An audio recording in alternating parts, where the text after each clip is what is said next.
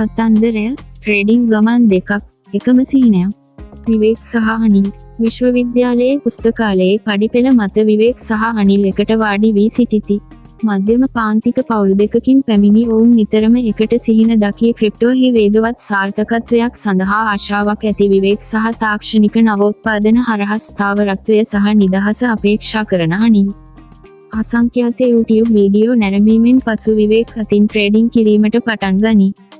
ඔහු හුවමාරු 5ක් ස්ථාපනය කරයි. ටෙලිග්‍රාම් කණ්ඩායම් දුසිම් ගණනකට සම්බන්ධ වී ප්‍රතිඵල සඳහා බඩගින්නේ නොනවත්වා වෙළඳාම් කිරීමට පටන් ගනී. විවේක් ගන්නා පීඩනය ගැන අනිල් සැකයෙන් බලයි.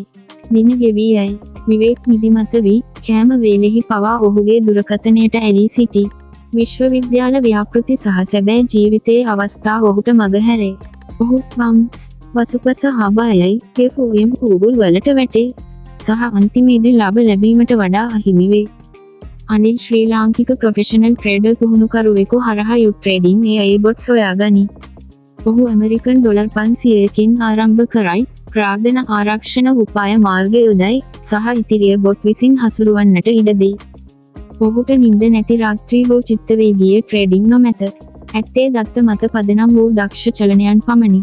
වෙළඳපොළ සමග විවේක්ගේ හැඟීම් ඉහළ පහළ යයි. ඔහුගේ ප්‍රාග්ධනය හැකි වෙයි. මේ අතර අනිල්ගේ කලබ වර්ධනය වේ.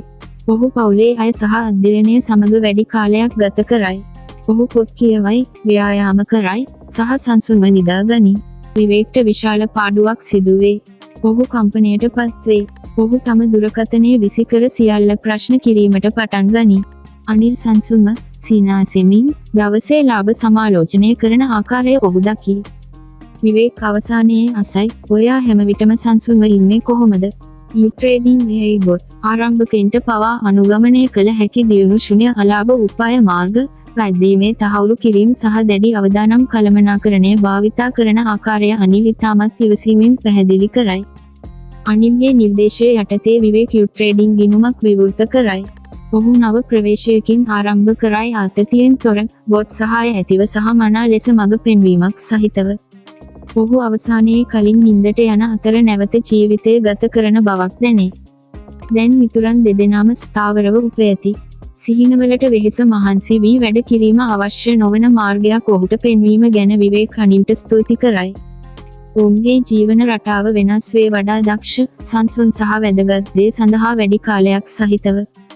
මැනුවල් ට්‍රේඩිං කිරීම පාලනයක් ලෙස හැඟුණද, එය බොහෝ විට චිත්තවේගීය පාඩු වලට තුඩු දෙයි.